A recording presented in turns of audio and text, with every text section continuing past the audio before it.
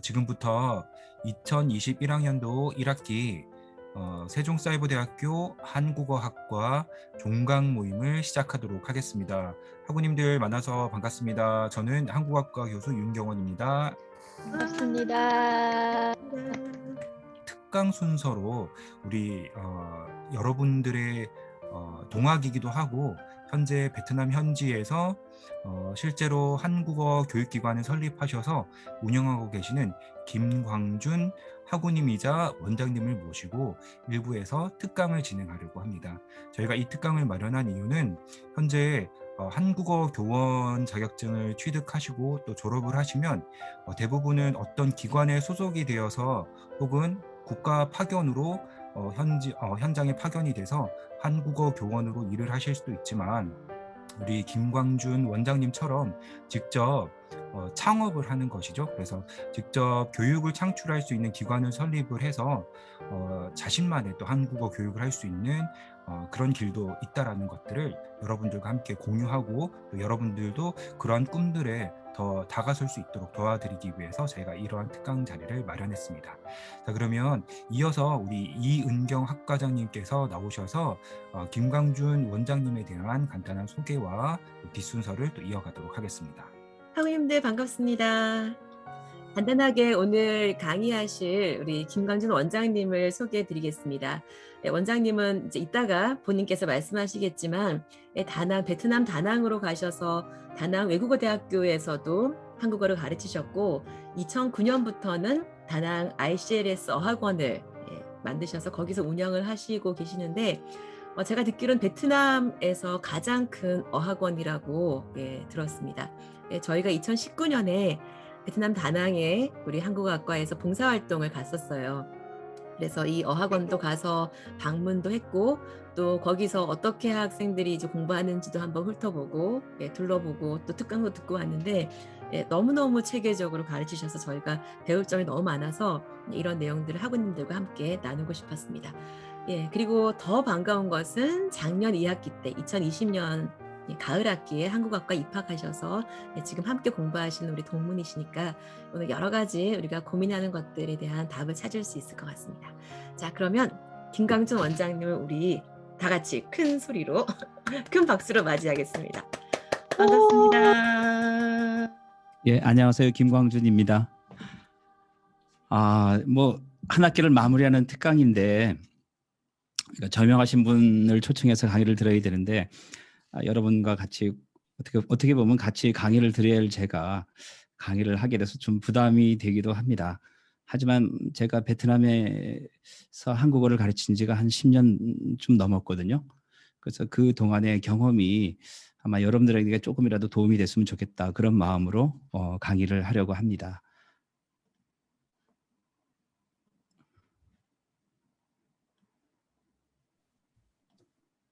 화면이 잘 보이시나요? 네, 잘 보입니다. 예.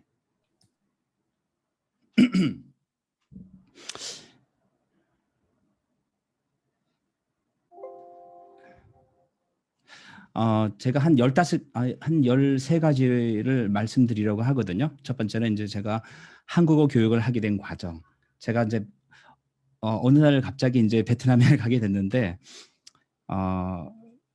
뭐 지금으로도 한 10여 년 전에 자다가 한번 아침 일찍 깬 적이 있어요.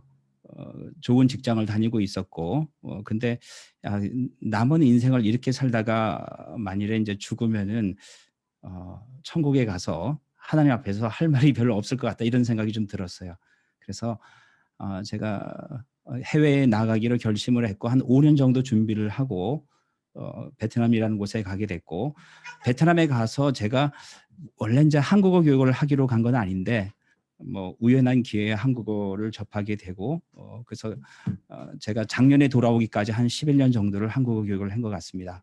그래서 그 한국어 교육을 하게 된 과정을 제가 간단하게 말씀을 드리고 그다음에 이제 ICLS 학원에서 제가 한국어를 가르쳤는데 사실은 제가 설립한 것은 아니고 그 하노이 대학 교수님들이 세운 학원이에요. 근데 굉장히 많은 돈을 투자해서 세웠는데 그러니까 학원에 학생이 10명도 안 됐죠. 그래서 망해가는 학원에 제가 이제 원장으로 초청이 돼서 거기서 이제 학생들을 가르쳤던 과정이 아마 여러분들한테 조금 도움이 될 것 같고요. 그다음에 세 번째는 이제 한국어 교육 목표인데 그냥 한국어를 막연하게 가르치는 것이 아니라 제 나름대로는 한국어 교육의 목표를 세워놓고 학생들을 가르쳤고 그 목표를 평가하는 것을 저는 토픽 문제라고 생각을 했었어요. 말하기만 제외하고는. 그리고 ICLS 한국어 교육 방법에 대해서 한 5가지 정도를 말씀드리려고 하는데 이제 그 중에 한 가지가 이제 학원을 운영하는 방법, 어떻게 운영했는지, 그다음에 교사들에 대해서 사실은 여러 가지가 있지만 가장 중요한 것은 사실은 교사거든요. 그래서 교사에 대해서, 그다음에 세 번째는 스텝에 대해서, 그다음에 네 번째는 이제 한국어 캠프가 저희 학원의 굉장히 중요한 프로그램 중에 하나였는데 한국어 캠프에 대해서, 그다음에 제가 경험했던 한국어 교육에 대한 팁들, 그다음에 저희는 사실은 한국어 학원으로 끝나지 않고 굉장히 많은 인재들이 배출이 되다 보니까 그 친구들을 데리고 굉장히 다양한 사업을 했었어요. 그 사업에 관한 것들. 그다음에 여러분들이 이제 언젠가는 국내에서 한국어를 가르칠 수도 있고 해외에 나가서 가르칠 수 있는데 제 개인적으로는 국내보다는 해외가 훨씬 더 가르치기가 편하다, 그런 생각이 들었어요. 왜냐하면 지금 한국에 들어온 유학생들은 뭐 널린 게 한국 사람이니까 그렇게 반가워하지 않잖아요. 근데 외국에 가면은 제가 살던 지역에 예전에는 5km, 그러니까 사방 5km 안에 한국 사람이라고는 저밖에 없었거든요. 그러니까 한국 사람이 가르친다는 것이 외국 사람들한테는 굉장히 큰 메리트로 다가오게 되고 그런 면에서는 오히려 해외가 더 낫지 않는가, 그런 생각이 좀 들어요. 그래서 제가 여러 나라는 다녀보지 못했지만은 적어도 동남아 지역은 거의 다 가봤거든요. 그래서 각 나라마다 여러분들이 나중에 한국어 교육을 하게 됐을 때 어떤 특징들이 있고 선택을 하는데 좀 도움을 주고 싶고요. 그다음에 이제 전체적으로 마무리하는 순으로 강의를 진행하도록 하겠습니다. 제가 한국어 교육을 하게 된 과정은 2009년도에 제가 베트남에 가게 됐어요. 베트남에 본래 이제 한국어 교육을 하러 간 게 아니라 다른 목적으로 가게 됐는데 제가 ECC 어학원이라는 데서 베트남어를 배우고 있었는데 그 어학원의 원장님은 한국어를 전공한 베트남 선생님이었죠. 근데 그분이 한국 사람한테는 베트남어를 가르치고 현지인들한테는 한국어를 가르치는 그런 학원이었었어요. 근데 이제 원장님의 하루는 저한테 이제 제안을 했어요. 우리 학원에 한국어를 배우는 베트남 학생들이 있는데 당신이 가르쳐 주면은 베트남어를 공짜로 가르쳐 주겠다. 그래서 제가 그 너무 좋은 제안이다 해서 제가 이제 들어가서 학생들을 가르치게 됐고 학생들과 가르치고 그다음에 끝나고 나서 학생들이 집에를 안 가요. 같이 선생님이랑 같이 커피 마시고 싶다 해서 커피숍 돌아다니면서 이야기도 하고, 요 가운데 있는 친구들이에요. 가운데 파란 처음 만났던 친구들이죠. 그래서 그 한국어 사역에 굉장히 큰 매력을 가졌었죠. 그런데 이제 시간이 지나면 지날수록 제 자신의 좀 한계를 많이 느끼게 됐어요. 왜냐하면은 저는 진짜 제가 한국어학과에서 공부해 보니까 주격 조사는 이가고 은느는 보조사라고 배웠는데 저는 이제 그 당시에는 은는 이가가 주격 조사다 이렇게 가르쳤단 말이에요. 그러니까 학생들이 나중에 그렇게 물어봐요. 언제 은는을 쓰고 언제 이가를 씁니까? 그러니까 장소 같은 경우에는 애나 애서를 쓰는데 언제 애서를 쓰고 언제 애를 씁니까? 문장을 보면 어떤 것이 맞았다 틀렸다 한국 사람이기 때문에 알겠지만은 그거를 설명을 하려니까 하나도 모르겠더라고요. 야, 이거 큰일 났다. 그래서 아무래도 이게 한국어 선생님을 제대로 하려면은 교육을 좀 받아야 되겠다 했을 때 하노이의 한국어 교사 양성 과정, 그죠? 그러니까 아주 기초적인 한국어 교사 과정이죠. 인텐시브 코스가 생겨서 제가 거기에 등록을 해서 배우게 됐고 그 과정이 끝나자마자 저한테 이메일이 하나 왔어요. 다낭의 ICL에서는 어학원에서 선생님을 뽑는데 비자 문제도 해결해주고 뭐 여러 가지 조건이 있었어요. 그래서 제가 그걸 지원하게 됐고 그 학원을 설립한 그 설립자들이 다 하노이 대학 교수들이라 하노이에서 면접을 보고 제가 사실은 이제 그 학원을 운영하는 원장 자격으로 다낭에 2010년도에 내려가게 됐죠. 2010년도에 내려가서 가보니까 그 한 달 월세가 1,000불이고 그 당시에 1,000불이면 굉장히 비싼 거거든요. 건물이 4층짜리 건물이었고 시내 중심가에 있었고 그런데 학생은 8명밖에 없고 굉장히 어려운 상황이었죠. 제가 뭐 경력이 있는 것도 아니고 하여튼 그런 상황이었고 제가 저를 이제 믿지 못해서 그런지 몰라도 원장으로 갔음에도 불구하고 원장의 역할을 맡겨주지 않았었어요. 그래서 사실은 뭐 일주일에 한 2번 정도 가서 한국어 교육만 하고 집에 돌아오고 이렇게 했는데 그 다낭 외국어대학 한국어학과에서 연락이 왔어요. 와서 교수할 생각이 없냐. 그래서 나는 전공이 한국어가 아니다. 그러니까 4학년들 비즈니스 한국어 가르칠 선생님이 필요하다. 아, 그러냐. 나는 뭐 그거는 가르칠 수 있겠다. 그래서 제가 다낭 외국어대학교 한국어학과에 가서 4학년들을 가르치게 됐어요.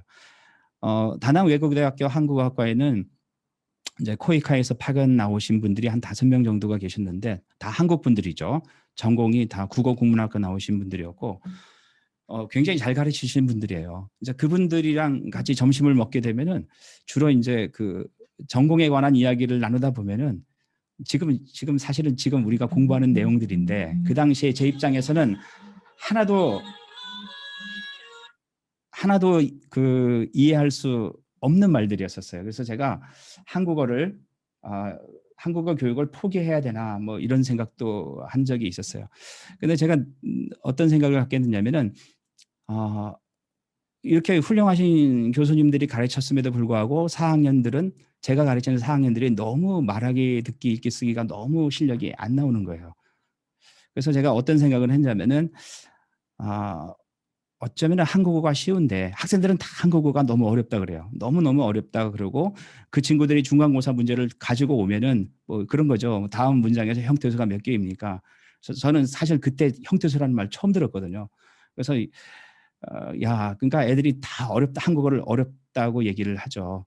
그래서 제가 이제 속으로 생각할 때 한국어 정말 어려울까? 어쩌면은 한국어가 쉬운데 어렵게 가르쳐서 학생들이 어려울 수도 있을지도 모른다. 그런 가정으로 그래서 한 1년 정도 가르치고 그만두고 학원에 와서 이제 연구를 하기 시작했어요. 토픽 기출 문제나 한국어 교재나 이걸 가지고 문장의 규칙을 좀 찾아보니까 제가 발견한 한국어 문장 규칙이 그렇게 복잡하지 않았다는 거죠. 그래서 이게 한국어 문장 규칙은 대부분 이래요. 주어, 사실은 이 부사어가 제가 공부해서 보니까 부사어가 그 부사어가 아닌데 그냥 제가 예전에 그냥 만들었던 거예요.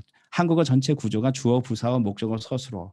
그래서 한국어 문장 그 문법의 대부분은 이 부사어적 문법이나 서술어적 문법이 대부분이었다는 거죠. 그래서 요거를 가지고 이제 교재를 이렇게 쭉 만들었어요. 이걸 교재를 가지고 만들었고 요번에 한국에 와서 그 기초 교재를 갖다가 이제 출판하게 됐습니다. 저희 그 ICLS 교육 과정을 보면은 초급이 132시간, 한 120시간에서 한 130시간 정도 돼요. 그다음에 중급이 132시간, 고급이 한 132시간. 이게 132시간이 어떻게 나오냐면은 보통 이제 저희 학원들의 학생들이 대부분은 학생이나 대학생이나 직장인들인데 일주일에 한 2번 정도 와요. 그래서 월목반이 있고 금융반이 있고 수토반이 있죠. 한 번에 올 때마다 이제 1시간 반씩 해서 일주일에 3시간 공부하고 한 달이면 12시간, 1년에 하면은 한 132시간 정도 되더라고요. 그렇게 했을 때 초급의 목표를 2급으로 했고 근데 실제로 가르쳐 보니까 132시간이 아니라 학생들이 한 80시간 되면은 거의 다 2급을 따더라고요. 그래서 그 초급에서는 사실은 2급이 아니라 100점 만점을 목표로 가르쳤고 그다음에 이제 132시간을 공부하면은 평균적으로 4급이 됐고 그다음에 또 132시간을 공부하면은 뭐 100% 6급은 아닌데 대부분은 5급이고 한 30%가 6급 정도를 나왔어요. 교재는 초급에서는 제가 만든 이제 놀라운 한국어라는 교재를 썼고 나머지는 사실은 뭐 연세대 교재나 서울대 교재나 뭐 이화여대 뭐 여러 교재를 제가 써봤는데 뭐 제 개인적인 견해지만은 제가 써보니까 토픽 기출 문제가 제일 좋았다는 거죠. 문제의 그러니까 그 내용의 질이 굉장히 수준이 높아서 저희 학생들 중에 대부분이 유학을 많이 왔는데 유학생들과 경쟁한 것이 아니라 거의 다 한국 학생과 경쟁할 정도의 실력을 갖추게 됐어요. 그러니까 그게 무슨 특별한 교재가 아니라 이 토픽 기출 문제였다는 거죠. 근데 이제 이 놀라운 한국어나 기초 문법이나 토픽 기출 문제로 공부했을 때의 문제는 듣기, 읽기, 쓰기는 충분히 할 수 있지만은 말하기가 문제가 되잖아요. 말하기. 그래서 이 말하기는 제가 실제로 현장에서 가르쳐 보니까 선생님 한 명인데 보통 학생들이 2, 30명 정도 되거든요. 거기는 말하기 수업이 될 수가 없어요. 그래서 그래서 개발한 것이 이제 한국어 캠프인데 저희 학원에는 여름이랑 겨울에 보통 한 전체 1년으로 보면 한 10팀에서 한 12팀 정도가 와요. 교회에서도 오고 대학교에서도 오고 보통 오면 한 일주일 정도 있었는데 그 친구들에게 이제 말하기 수업을 시킨 거죠. 이제 그게 한국어 캠프예요. 이게 이제 저희가 거둔 토픽 성적들이고 지금까지 보면은 6급 이상 딴 친구들이 한 50명에서 100명 정도 되는 것 같아요. 그러니까 통계에 잡힌 애들은 한 50명 되고 뭐 그 이상은 그러니까 대부분은 뭐 4, 5급은 충분히 다 따죠. 그 토픽 저희가 이제 다낭 같은 경우에는 1년에 4번 보는 게 아니라 2번을 보는데 토픽 발표하는 날은 막 그 5급 단 애들은 다 울어요. 6급 못 땄다고. 그다음에 학생이 한 750명 정도 됐고 지금은 이제 코로나 때문에 많이 줄어서 한 300명 정도 된다고 들었어요.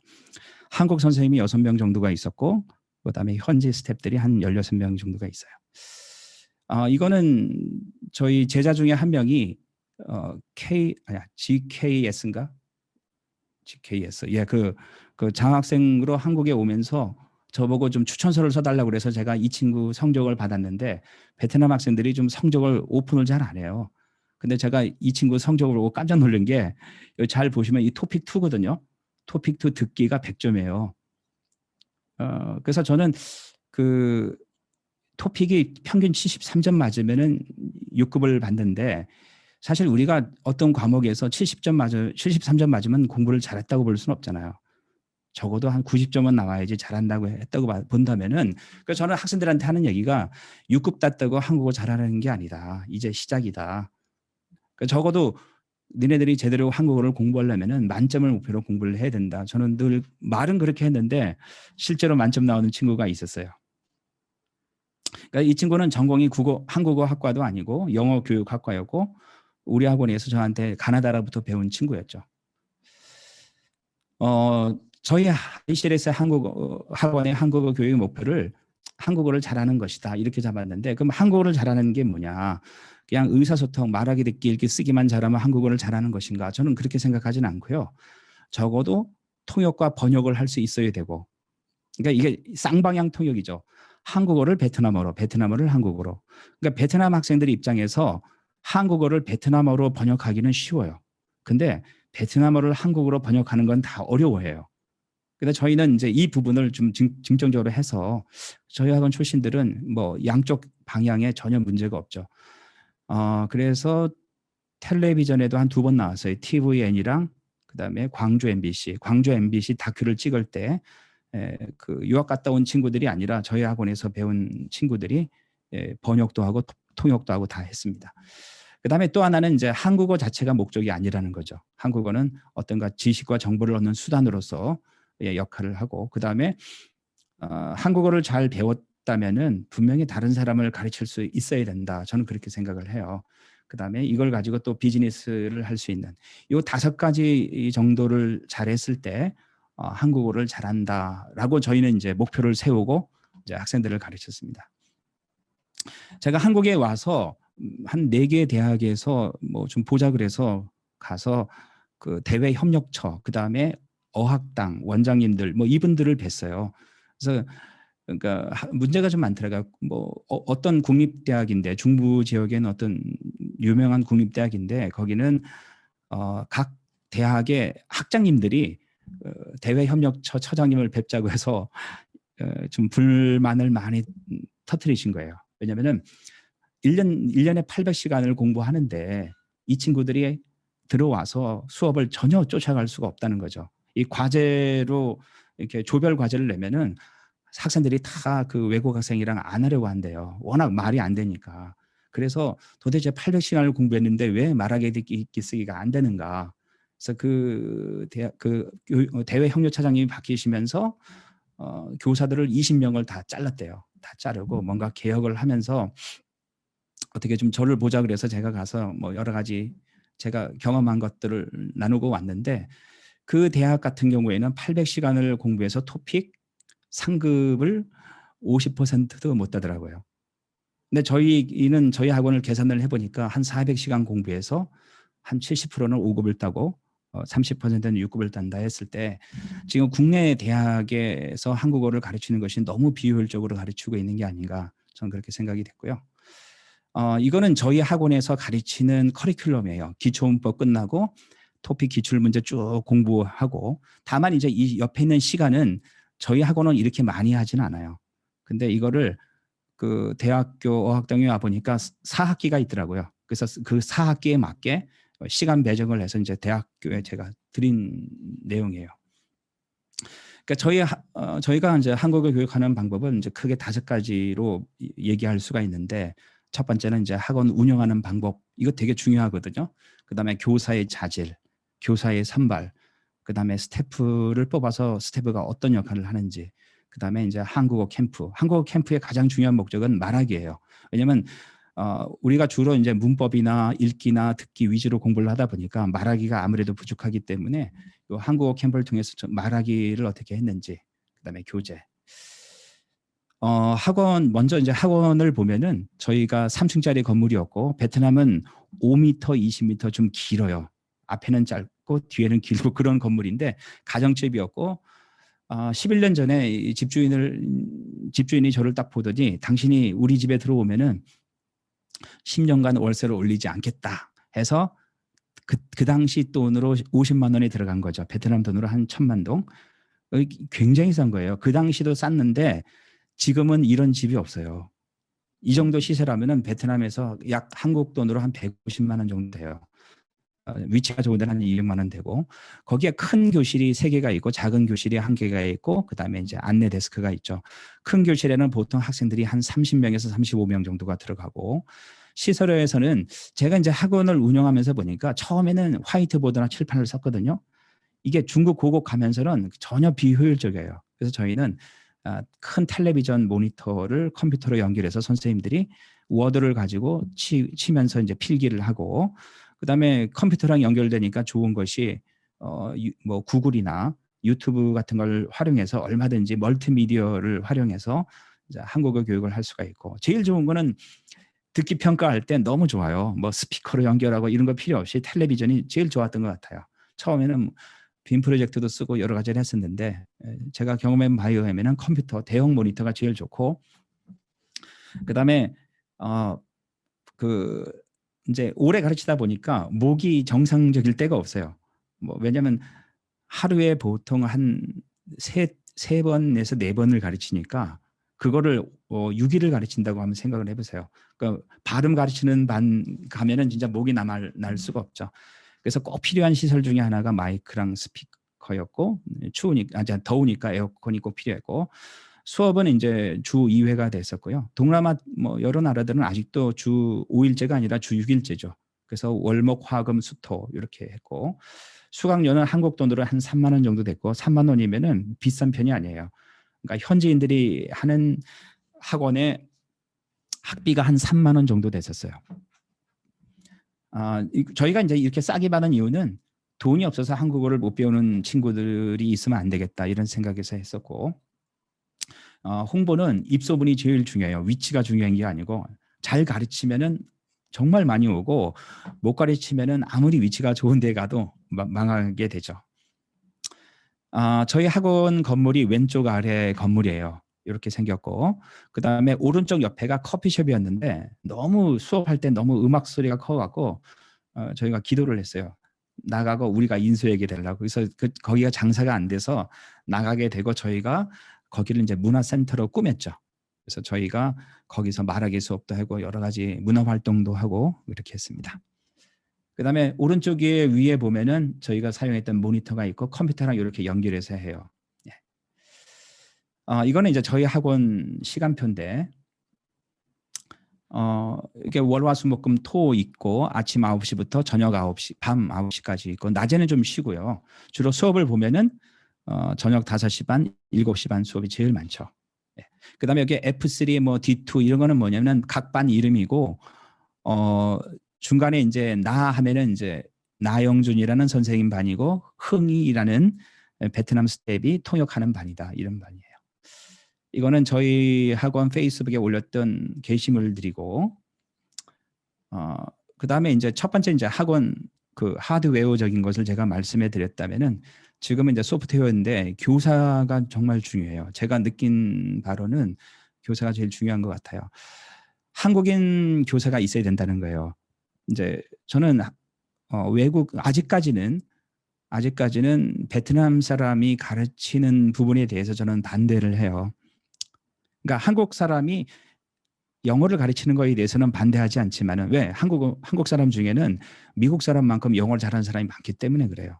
근데 베트남 같은 경우에는 한국 사람만큼 한국어를 잘하는 사람이 제가 봤을 때 많지가 않아요. 그러니까 제가 다낭 외국어 대학교 한국어과에 있었는데 거기 학과장 그다음에 웬만한 교수들은 다 한국에서 박사학위를 받고 오신 분들이에요. 서울의 좋은 대학을 나오신 분들인데 쓰기를 보면은 뭐 틀린 게 너무 많아요. 당연하죠. 그러니까 특히 이제 발음도 마찬가지예요. 읽기나 듣기는 잘하는데 그래서 발음이나 쓰기에 한계가 있기 때문에 현지 교사에게는 한계가 있다는 거죠. 아까 저 보셨지만은 저희 제자들은 읽기보다 듣기 성적이 훨씬 좋아요.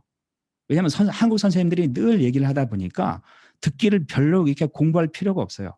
그러니까 듣기 할 때 너무 그 발음이 익숙하다는 거예요. 그다음에 현지 선생님들한테 배운 이제 중간에 들어오는 학생들이 있는데 발음이 굉장히 안 좋죠. 그래서 발음을 고칠 방법이 없어요.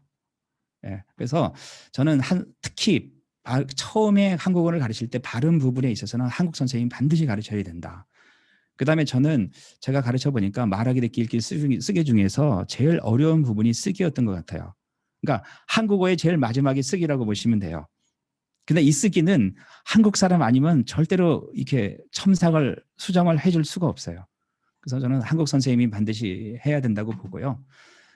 선생님들이 이제 장기 단기가 있었고 저희 선생님들 중에는 대부분이 이제 한국어 교사 양성 과정 수료예요. 그래서 우리도 뭔가 좀 자격증이 있어야 되지 않냐 해서 지금 다 공부해서 이제 드디어 올 여름에 이제 그 2급이 나오게 돼 있고 대부분의 선생님들은 지금 공부하는 과정 중에 있어요. 근데 그분들의 전공이 뭐 다양해요. 그러니까 국어를 전공하신 분들이 없죠. 근데 전공이 국어가 아니기 때문에 불리하지는 않은 것 같아요. 왜냐하면은 중급 고급에 가면은 토픽에 보면은 굉장히 다양한 지문들이 나와요. 그래서 제가 보니까 한국어를 잘 가르치려면은 국어가 전공이 아니어도 굉장히 다양한 지식들이 많은 사람일수록 훨씬 더 잘 가르칠 수가 있겠다 이런 생각이 들고요. 그다음에 이제 교사 교육은 저 같은 경우는 뭐 많이 하진 않았어요. 보통 오리엔테이션처럼 한두 시간만 하고 나머지는 선생님들이 다 이미 가르치는 선생님 뒤에 들어가서 선생님들이 어떻게 가르치는가를 한 달 정도 본 다음에는 다 잘 가르치더라고요. 사실은 제가 이렇게 뭐 ICL에서 한국의 교육 방법에 대해서 이렇게 말씀을 하지만은 이게 얼마나 효과가 있을지는 저도 잘 모르겠어요. 근데 가장 확실한 거는 뭐냐면은 현장에 가서 선생님들이 가르치는 거를 진짜 한 달만 보면은 굉장히 잘 가르칠 수 있을 것 같아요. 그다음에 이제 교사의 자질에 대해서 좀 제가 말씀드리고 싶은 거는 먼저 이제 가르치는 은사가 좀 있어야 된다는 거예요. 다른 거는 뭐 자격증이 당연히 있어야 되겠지만은 그거보다 더 중요한 것은 전공이 한국어냐 이게 중요한 게 아니라 가르치는 은사와 재능이 좀 있어야 되겠다. 이게 가르치는 은사는 전 그렇게 생각을 해요. 가르치는 것을 즐기는 사람이죠. 저는 가르치는 은사가 약간 있었던 것 같아요. 그 이유가 뭐냐면은 제가 11년 동안 베트남에 있으면서 안식년을 한 번도 갖지도 않고 아침부터 밤까지 가르치면서 한 번도 힘들다고 느껴본 적이 없었어요. 그리고 학생들한테 가르치는 게 너무 재밌었다는 거죠. 그래서 그런 분들이라면은 뭐 가르치는 스킬이나 이거는 얼마든지 늘릴 수가 있거든요. 그런 은사가 있다면은 다른 부분이라도 잘 가르치는 걸 좋아한다면은 저는 뭐 충분히 한국어 선생님 중에서 좋은 선생님이 될 것이라고 생각을 하고요. 그다음에 또 하나는 이제 어려운 것을 쉽게 얘기해 줄 수 있는, 그다음에 필요에 민감한, 학생들의 필요에 민감한. 그러니까 예를 들어서 교환을 작성해서 그 교환대로만 가는 것이 아니라 학생들의 반응에 따라서 이해가 안 되거나 재미없어 하면은 뭔가 바꿀 수 있는 그런 선생님이 좀 필요하고요. 그다음에 뭐 감동을 줄 수 있는, 믿으실지 모르겠지만은 우리가 이제 교회 가면은 목사님 설교를 들으면 성도들이 은혜를 받고 나가잖아요. 저희 학원에서는 그런 걸 굉장히 많이 경험해 볼 수가 있어요. 그다음에 또 돈이 목적이 아닌, 이게 뭐 비즈니스는 잘 될 때도 안 될 때도 있는데, 안 된다고 해서 다른 직업으로 바꾸는 것이 아니라 끝까지 이 길을 갈 수 있는 사람이 아마 훌륭한 교사가 아닌가 생각이 되고, 그다음에 또 하나는 이제 사랑인데 학생들에게 깊은 관심을 갖는 거죠. 학생들의 성공이 나의 성공이라 생각을 하고, 저는 제가 만났던 학생 중에 하나가, 그러니까 다낭 외국어 대학교에서 만났던 학생들 중에서 공부를 정말 못하는 애들 5명이 있어요. 그래서 제가 너무 안 돼 갖고 불러다가 밥을 사주면서, 야, 너 니네들은 왜 공부를 안 하냐, 이렇게 하다가 얘기를 쭉 하면서 걔네들이랑 상담한 적이 있는데, 그 중에 한 애가 얘는 공부하기가 싫어서 안 하는 게 아니라 체력이 못 쫓아가는 거예요. 체력이. 그래서 보니까 한 끼에 500원짜리인데도 불구하고 하루에 3끼를 못 먹어요. 왜냐하면 집에 시골에서 왔는데 돈이 없으니까 대출을 받아서 온 거예요. 그럼 얘는 대학교 졸업하자마자 이 대출을 갚아야 돼요. 그러니까 집에서는 한국 돈으로 뭐 몇만 원도 안 되는 돈이 오고, 그럼 이걸 가지고 쪼개서 한 달을 살아야 되니까 한 끼에 500원조차 못 사 먹는 거죠. 그래서 제가 느낀 거는, 얘네들이 성공할 수 있는 길은 빨리 한국어를 잘해서 좋은 데 취직해서 월급 많이 받아서 자기 부채를 갚는 거거든요. 그래서 제가 이제 그러다 보니까 어떻게 하면 쉽게 빨리 배울 수 있는 방법이 없을까. 그래서 이게 이제 한국어 교재가 여기까지 온 것 같아요. 그다음에 이제 교사가 아닌 스승, 수업의 시간도 학생들과 같이 보낼 수 있는 사람. 저는 인생에서 가장 가치 있는 일이 사람을 키우는 거라고 생각을 해요. 그래서 한국어 교육을 한국어만 가르쳐 준다고 생각하지 말고 인재를 키우고 그 사람이 성공할 수 있도록 도와주는 일이다, 이렇게 생각하시면 좋을 것 같고요. 그다음에 이제 자기 개발이죠. 교사의 수준이 학생들의 수준을 결정하는 거예요. 그러니까 교사가 성공한 만큼, 자기 개발을 한 만큼 이제 학생들이 실력이 오른다고 보시면 되고요. 학생들이 생각하는 것 기대 이상으로 가르쳐야 되고, 배경 지식이 풍부할수록 훨씬 더 훌륭한 선생님이 될 수 있다고 생각을 합니다. 그 당시 이제 저랑 같이 가르쳤던 선생님들이고, 이분들이 지금 다 한국에 와 계세요. 다 한국에 와 계시고, 왼쪽에서 두 번째 노란 옷 입으신 분은 한국어를 본래 전공이 중국어였는데 복수 전공을 해서 한국어 교육을 전공해서 지금은 저기 그 경상도 어느 쪽에 그 한국어 선생님으로 지금 어학당에서 가르치고 있어요. 스텝인데 저희는 이제 스텝이 한 16명 정도가 있었어요. 스텝이 학생 관리도 하고, 왜냐면은 수업 시간에 결석하거나 이런 애들이 있으면 다 연락을 해요. 근데 선생님들이 하기 어려우니까. 그다음에 학원 관리, 학원 청소도 하고, 학원 재정 관리도 하고, 세금도 내고, 수업 관리는 저희가 매일 시험을 봤어요. 그러니까 매일 시험지 프린트 해야 되고, 채점해야 되고, 뭐 굉장히 할 일이 많았죠. 이 친구들에게 다 시켰고, 그다음에 이제 애프터 서비스라고 써놓는데, 결석하거나 수업 시간에 이해가 안 된 친구들은 다 개인적으로 불러다가 우리 스태프들이 일일이 이해될 때까지 베트남 말로 가르치고 이렇게 했죠. 그다음에 이 친구들이 통역을 했었어요. 그러니까 제가 경험한 바로는, 사실은 뭐 한국어 이론에서 한국어를 가르칠 때 통역을 쓰는 거를 별로 좋게 보지는 않지만은, 저는 제가 해보니까 이 방법이 가장 빠르게 가르치는 방법인 것 같아요. 쉽고 빠르고 정확하게. 그다음에 저희 학원에서 6급이 많이 배출이 됐는데 6급 중에서 한 3분의 2는 이 스텝 했던 친구들이 다 6급을 따더라고요. 그러니까 자기가 가르치면, 자기가 통역을 하면서 자기가 배우는 거예요, 사실은. 그리고 이 친구들에게 급여도 줬고요. 그리고 스텝을 해서 정말 한국어를 잘하게 되면은 제가 계속 붙잡지 않고 다 좋은 회사로 다 보냈어요. 왜냐면 거기 가면 월급을 2배, 3배 받으니까. 그런 인재들이 소문이 나니까 처음에 다낭이 이제 국제공항이 생기면서 한국 사람이 들어올 때 한국 그 사장님들이 우리 학원 앞에 줄을 섰어요. 끝날 때. 왜냐면 이런 좀 괜찮은 친구들 좀 소개 좀 해달라고. 그다음에 그 통역이 좋았던 점 중에 하나는 뭐냐면 학생들의 모델이 된다는 거예요. 그러니까 우리 학생 중에는 우리 제자 중에는 한 200시간 공부해 갖고 6급단 친구가 있어요. 이게 신기록이에요. 우리 학원 역사상 신기록이란 말이에요. 전공이 경영인데 경영학과인데 그러니까 200시간 공부해서 6급을 땄다는 건 있을 수가 없는 얘기예요. 근데 걔가 통역에 들어왔는데 대학교 3학년이었고 그러니까 자기소개를 하면서 나는 대학교 3학년이고 한국어 배운 지 뭐 1년 반 되는데 지난번 시험에서 6급을 땄다. 그러니까 학생들이 다 놀라는 거예요. 학생들한테 어떤 생각이 드냐면은 나도 그러면은 저 학생처럼 열심히 하면 충분히 6급을 딸 수 있겠다. 한국어를 잘할 수 있겠다. 선생님이 아무리 얘기하는 것보다 실제 모델이 있으니까 학생들이 수업에 임하는 태도가 굉장히 달라졌다는 거죠. 그러면 선발은 어떻게 하냐면 일단은 축선율이 좋아야 되고 일단 토픽원에서 100점을 맞아야 돼요. 그러니까 경쟁률이 치열하기 때문에 100점을 맞아야지 이제 그 뭔가 이제 선택받을 가능성이 있는 거죠. 그다음에 뭐 인성이나 여러 가지를 보고 교육은 수업 뒤에 앉아서 선생님들이 하는 모든 말들을 다 통역하는 거예요. 마음속으로. 그리고 이런 통역들 중에 대부분은 다 중고급반에서 이제 배우는 친구들이에요.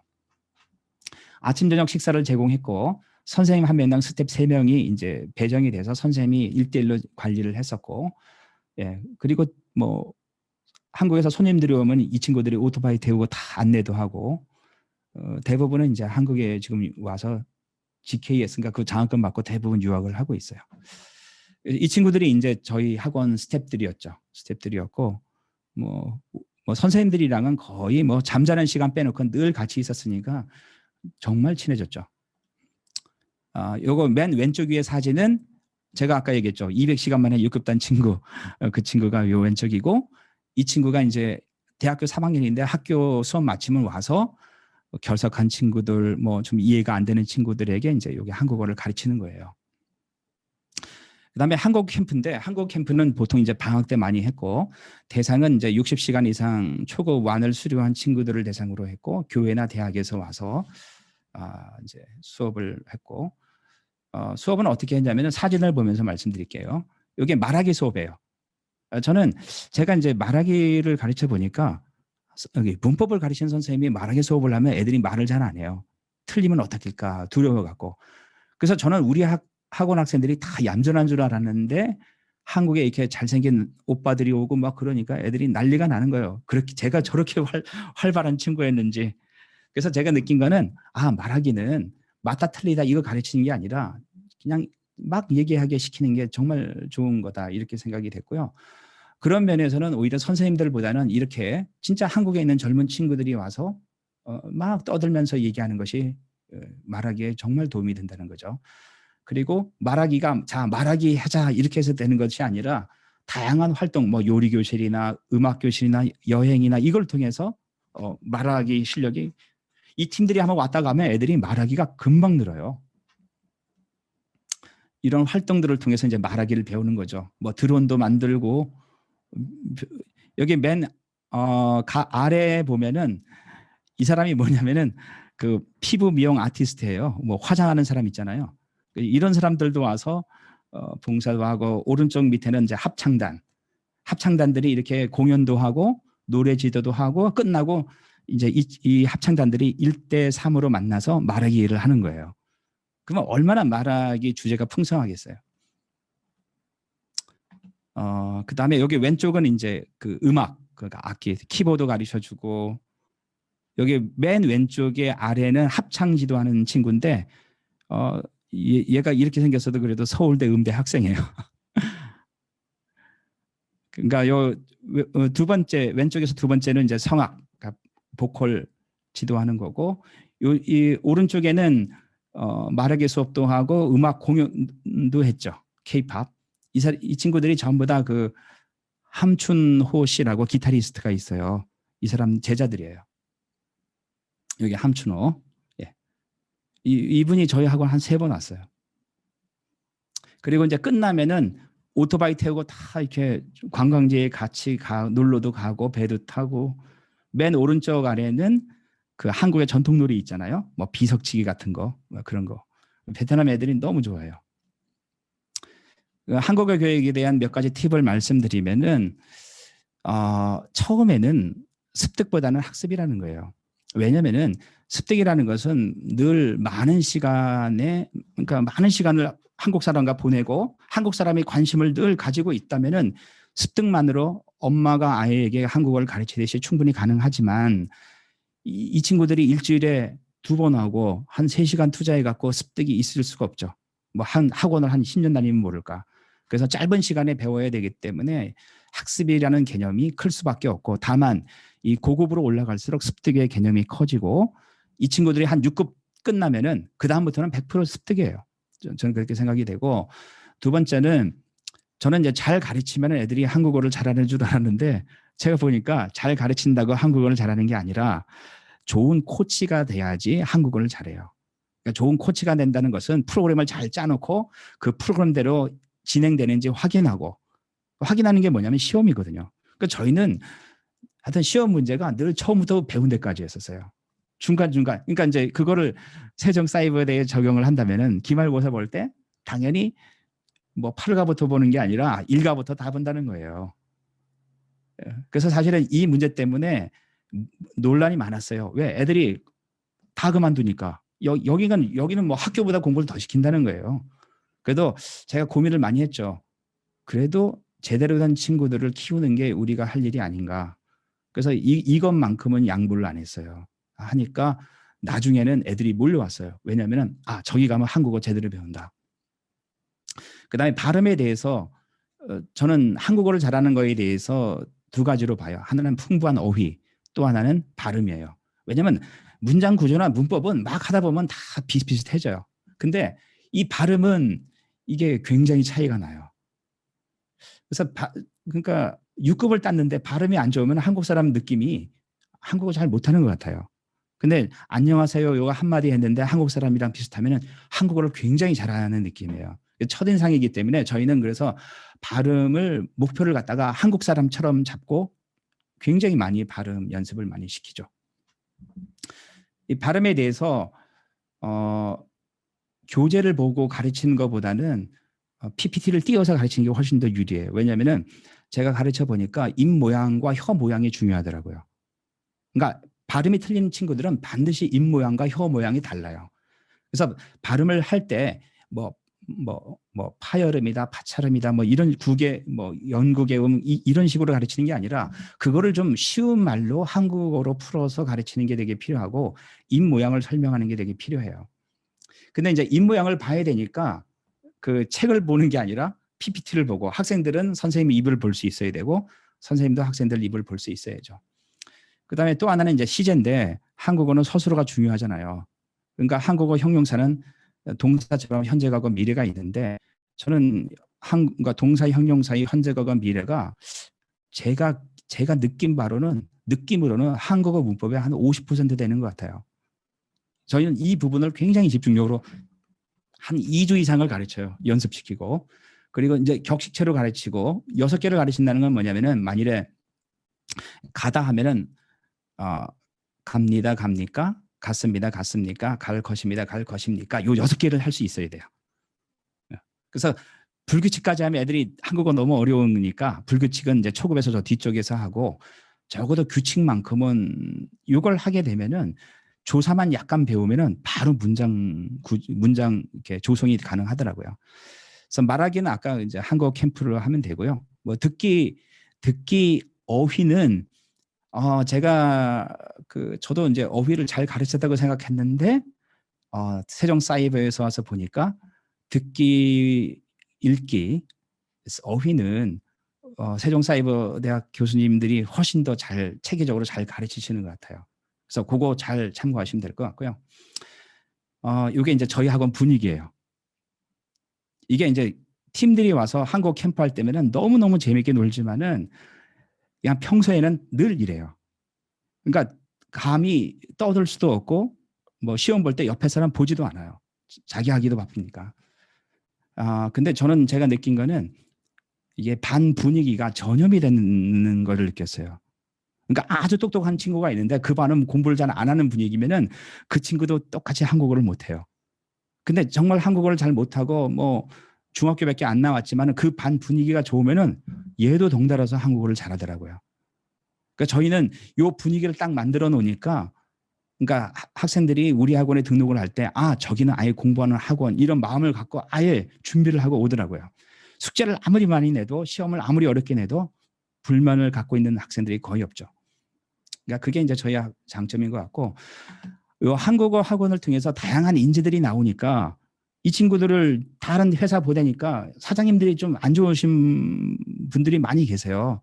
그러니까 선생님 뭐 안 좋아요. 뭐 한국 사람 선생님들처럼 다 좋은 줄 알았는데 안 그렇다는 얘기예요. 그래서 저희가 이렇게 비즈니스를 했었어요.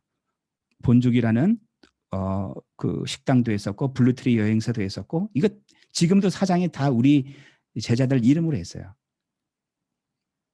그다음에 문화센터를 통해서 다양한 뭐 음악 교실, 요리 교실 뭐 여러 가지 했었고 장학 사업도 했었고 뭐 어려운 사람도 돕고 뭐 굉장히 다양한 활동을 했던 것 같아요. 그래서 한국어 학원이 그냥 한국어만 가르치는 것으로 끝나는 게 아니라 굉장히 여기서 수많은 인재들이 나오기 때문에 이 친구들을 데리고 지금 제가 쓴 것 외에 굉장히 다양한 일들을 할 수 있다는 얘기예요. 그래서 여기 왼쪽이 본죽이에요. 그래서 여러분 한번 나중에 한번 와보세요. 한국에 있는 본죽보다 더 깨끗하고 맛있다고 사람들이 얘기를 해요. 그 다음에 저희가 만든 축구팀이었고, 예. 그 다음에 이제 제가 동남아에 있다 보니까 좀 몇 개 나라를 좀 추천하고 싶은 나라가 있는데, 제가 그 어떤 선교사님들 모임에 가서 강의를 한 적이 있는데, 거기에 인도네시아에서 대학교 교수님이었던 분이 그런 얘기를 하더라고요. 베트남보다 인도네시아가 한류 열풍이 2배 강하대요. 2배나. 그래서 자기가 사는 도시에는 인구가 30만인가 40만인데 반이 대학생이래요. 도시의 반이 대학생이고 우리나라의 서울대학 같은 대학이 있다는 거예요. 근데 한국어를 너무너무 좋아하고 근데 한국 사람이 운영하는 학원이 없대요. 그래서 정말 그런가 해서 제가 한번 구정 때 한번 가보니까 진짜 그렇더라고요. 학생들이 그러니까 관광지를 갔는데 막 와서 저보고 사진을 찍자 그래요. 그래서 왜 찍냐 그러니까 한국 사람이니까. 그리고 애들이 한국말도 되게 잘해요. 그래서 어떻게 배웠냐니까 유튜브를 통해서 배웠다.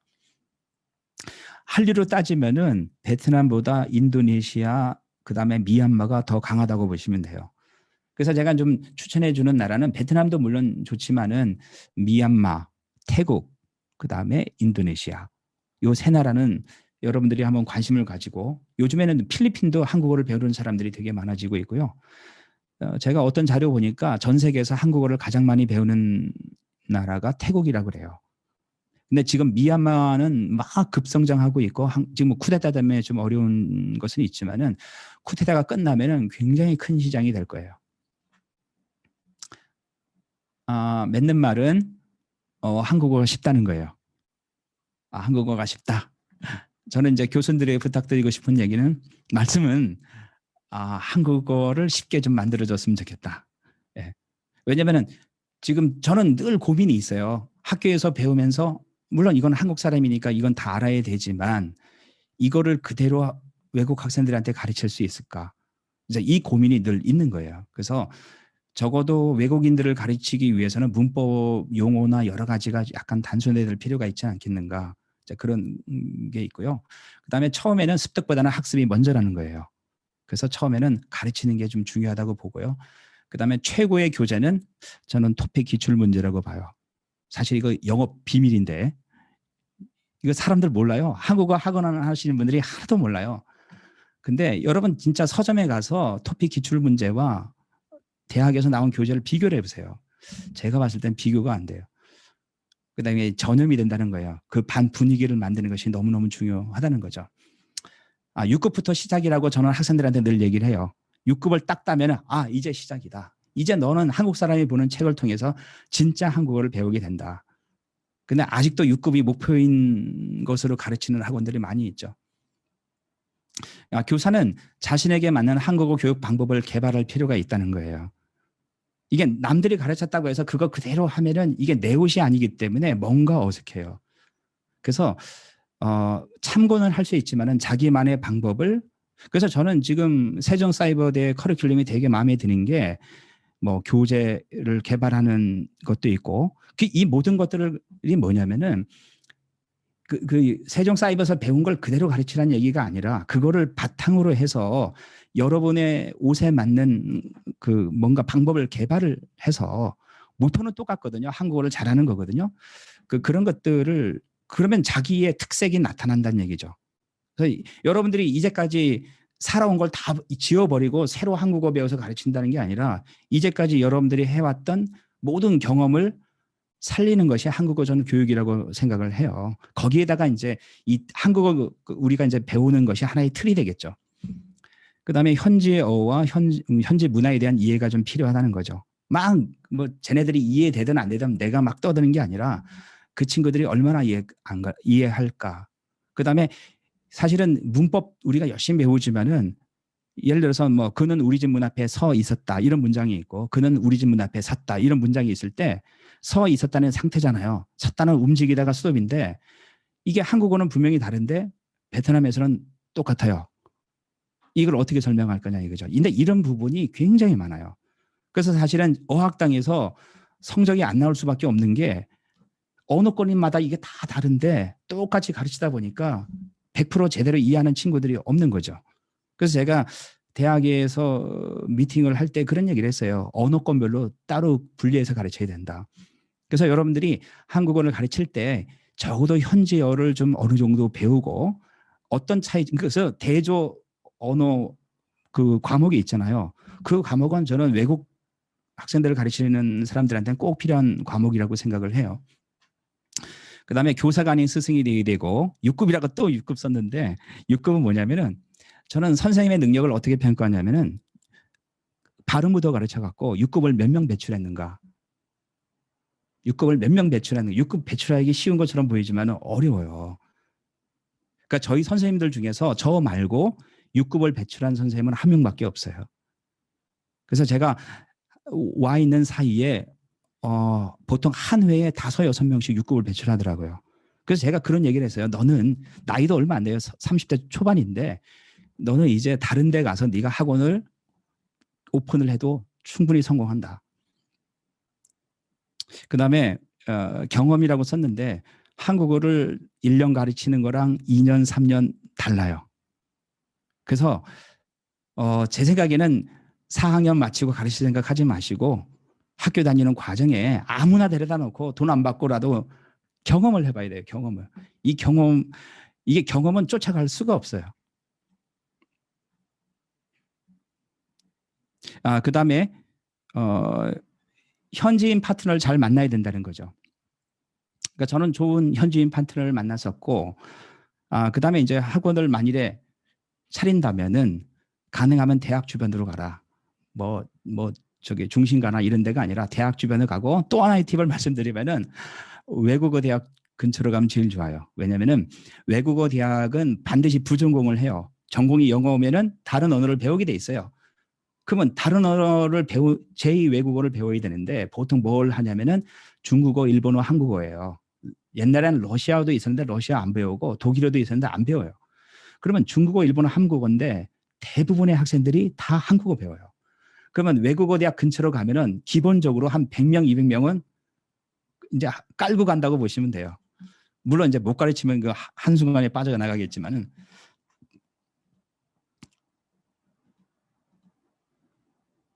뭐 하다 보니까 다 됐네요. 시간을 잘 지켰는지 모르겠네요. 예. 네, 뭐 고맙습니다.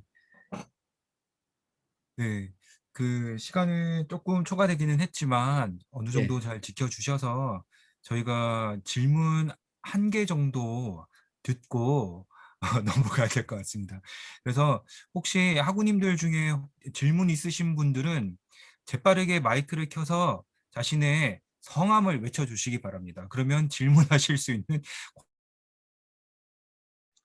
이민영. 네. 안녕하세요.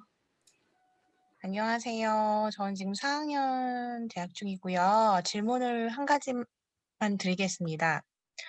저희가 졸업하면은 저 지금 질문해도 되는 거예요, 교수님? 네, 네. 괜찮습니다. 네. 제가 너무 말씀 잘 들었고요. 일단 베트남 학생들이 열심히 하기 때문에 그 투급이 달하는 시간이 다른 그러니까 저희가 정해 놓은 것보다 한국이 정해 놓은 것보다 더 빠른 것이 베트남 학생들의 어떤 특징이 열심히 하기 때문인지가 궁금하고요. 저희가 졸업을 하면 다 인제 선생님이 될 건데 선생님의 입장에서 그 어학원 이거 감히 여쭤봐도 될지 모르겠는데 그 선생님 한국 선생님들에 대한 처우가 어떤지 궁금합니다. 아, 처우요? 네. 예예. 첫 번째 베트남 학생들이 열심히 한 것도 사실이죠. 열심히 한 것도 사실이고 저희 학원 선생님들이 토픽을 잘 가르친 것도 되고요.